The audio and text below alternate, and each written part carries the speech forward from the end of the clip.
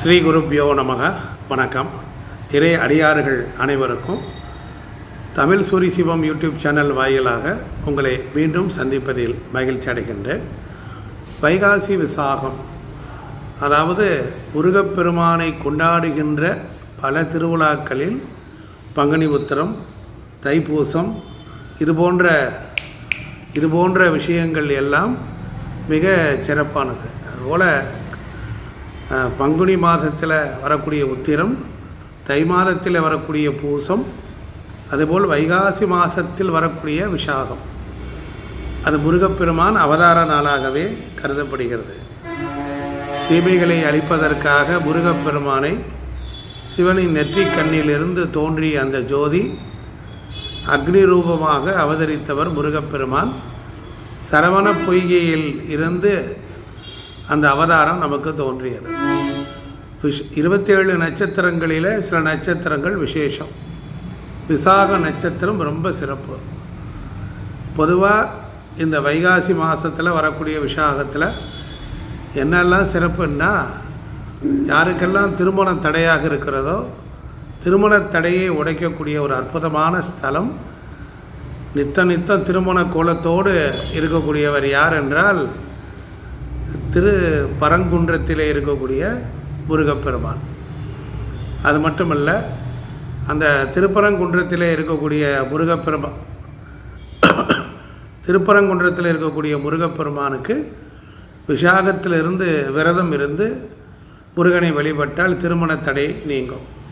பொதுவாக நிறைய குடும்பங்களில் கணவன் மனைவிக்குள்ள ஒரு அந்யோன்யம் குறைவாக இருக்கிறது.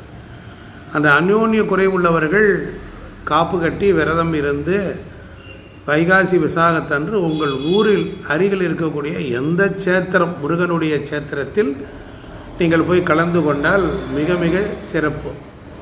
பொதுவாக இந்த பங்காளிகளுக்குள்ளே ஏற்படக்கூடிய சண்டை, ஏன்னா செவ்வாய் என்றால் முருகப்பெருமான், செவ்வாய் தான் பிரச்சனைக்குரியவர். ஒரே குடும்பத்துக்குள்ளார இருப்பாங்க, கூட்டு குடும்பமாக இருப்பாங்க, அண்ணன் தம்பிகளுக்குள்ளார ஒரு பிரச்சனை இருக்கும். அந்த மாதிரி பிரச்சனைகளை எல்லாம் இந்த வைகாசி விசாகத்தன்று முருகனுடைய ஆலயத்தில் இருக்கக்கூடிய துர்க்கைக்கு அந்த சக்தி உண்டு.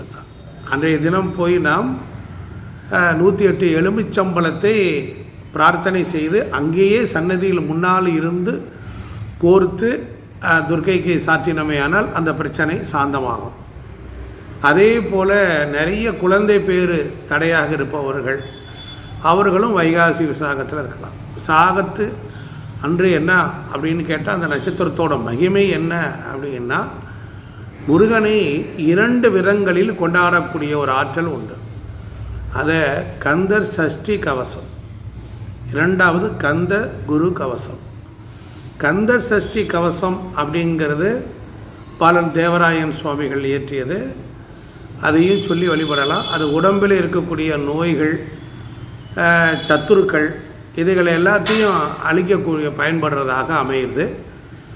கந்தகுரு கவசம் சொல்லும் பொழுது வாழ்க்கையில் தேவைப்படுகிற, அதாவது லௌகீக விஷயங்களில் நமக்கு என்னெல்லாம் அனுபவிக்கணுமோ உலகத்தில் உள்ள இன்பங்களை அனுபவிப்பதற்கு கந்தகுரு கவசம் பயன்படும். அந்த கந்தகுரு கவசத்தை சொல்லி கொண்டு போகலாம், 6 முறை சொல்லலாம். அதுபோல் விரதம் இருப்பது என்பது அன்றைய நாளில் இறைவனோடு ஒன்றி இருப்பதற்கு சமம். சாப்பிடாமல் இருக்கணும். அதுபோல் அடுப்பில் வைக்காத பொருட்கள், பிறர் தொடாத பொருள்கள், தீண்டாத பொருள்கள், அவைகளெல்லாம் விரதத்துக்கு எடுத்துக்கலாம். இளநீரை எடுத்துக்கொள்ளலாம், அது ரொம்ப சிறப்பு.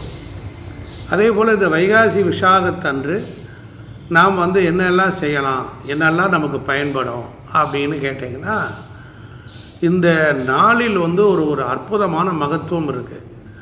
இறைவன் இந்த உலகத்தை எல்லாம் படைச்சிட்டு சில நாட்களில், சில நட்சத்திரங்களில் சில விசேஷமான தன்மையை நமக்கு கொடுக்குறார். பொதுவாக இந்த மன வளர்ச்சி குன்றியவர்கள், அதுபோல் இந்த ட்ரக் அடிக்டில் இருக்கக்கூடியவங்க, அதாவது மது பழக்கத்தில் இருக்கக்கூடியவர்கள், அவங்க இதாக இருக்கும். இப்போ ஒரு ஆணும் பெண்ணும் சேர்ந்து ஒழுக்கத்தோடு வாழ்வது. இப்போ நிறைய ஆண்கள் பார்த்தீங்கன்னா கெட்ட தீய சகவாசம் இருக்கும். ஒன்றுக்கு மேற்பட்ட 2 பெண்களை கல்யாணம் செய்து கொள்ளுதல், இல்லைன்றால் ஒழுக்கத்துக்கு புறம்பாக வைத்து கொள்ளுதல். அந்த வீட்டில் இருக்கக்கூடிய பெண்கள் அப்படியே லபா தபான்னு அடிச்சுக்கிட்டே கிடப்பாங்க, அழுவாங்க. எங்கள் வீட்டுக்காருக்கு ஒரு கெட்ட பெண் சேர்க்கை இருக்குது, அதை போக்கணும், அதுக்கு என்ன செய்யணும்னு கேட்பாங்க. எப்படியாவது உங்கள் வீட்டுக்காரரை அன்றைக்கி கூட்டிகிட்டு வந்து அந்த இறைவனுக்கு திருக்கல்யாணம் பண்ணும் பொழுது அந்த திருக்கல்யாணத்தில் காப்பு கட்டி சங்கல்பம் பண்ணிட்டீங்கன்னா போதும், முருகன்ட்ட பிரார்த்தனை வச்சிங்கன்னா கண்டிப்பாக கெட்ட தீய சகவாசம் அது குறையுது. இப்படி தான் நாம் அதில் இருக்கக்கூடிய மகத்துவம். அப்போ முருகன் ஆறுமுகம் ஆன பொருள் நீ அருள ஆதிபராசக்தி சிவபரம்பொருள். முருகனை வணங்கும் பொழுது அம்பாளுடைய அனுக்கிரகமும் கிடைக்குது, சுவாமியினுடைய அனுக்கிரகமும் கிடைக்குது, முருகப்பெருமானுடைய அனுக்கிரகமும் கிடைக்குது. ஸோ அதனால் நிறைய பேருக்கு இந்த திருக்கல்யாணத்தை பார்க்குறனால குடும்பத்தில் நல்ல மங்களகரமான காரியங்கள் நடக்கும். சொந்த வீடு கட்ட முடியல, கட்டின வீடு பாதியிலே நிற்குது அப்படின்னா திருக்கல்யாணத்தில் இருக்கக்கூடிய காட்சியை பார்த்துட்டு அங்கே இருக்கக்கூடிய விபூதி குங்குமத்தை கொண்டு போய் அந்த கட்டடங்களில் தூவி விடலாம். அதே போல் பக்கத்து வீட்டுக்காரரு என் இடத்துல வீடு கட்டிட்டாரு, அவர்னால எனக்கு பெரிய இம்சை சாமி, அவரை கவர்மெண்ட்டில் வேலை பார்க்குறாரு, நானும் சாதாரண கூலி ஆள், என்னை அவன் ஃபோர்ஸஸை பயன்படுத்தி என்னை இடைஞ்சல் பண்ணி அவன் என்னை வாழ விட மாட்டேங்கிறான் அப்படின்னு பூமி சம்மந்தப்பட்ட குறை இருந்துச்சுன்னா நீங்கள் சிக்கல் சிங்கார வேலரை போய் பார்த்தீங்கன்னா அந்த சிக்கலை உடைச்சிருவார். சுவாமிமலை முருகப்பெருமானுக்கு வைகாசி விசாகத்தில் யாரெல்லாம் புதுசாக வேதம் கற்றுண்டு குரு உபதேசம் குரு தீட்சை வாங்கன்னு நினைக்கிறவங்க அங்கே போய் பண்ணலாம். அதுபோல் மயிலம் என்கின்ற ஒரு முருகனுடைய ஸ்தலம் இருக்குது.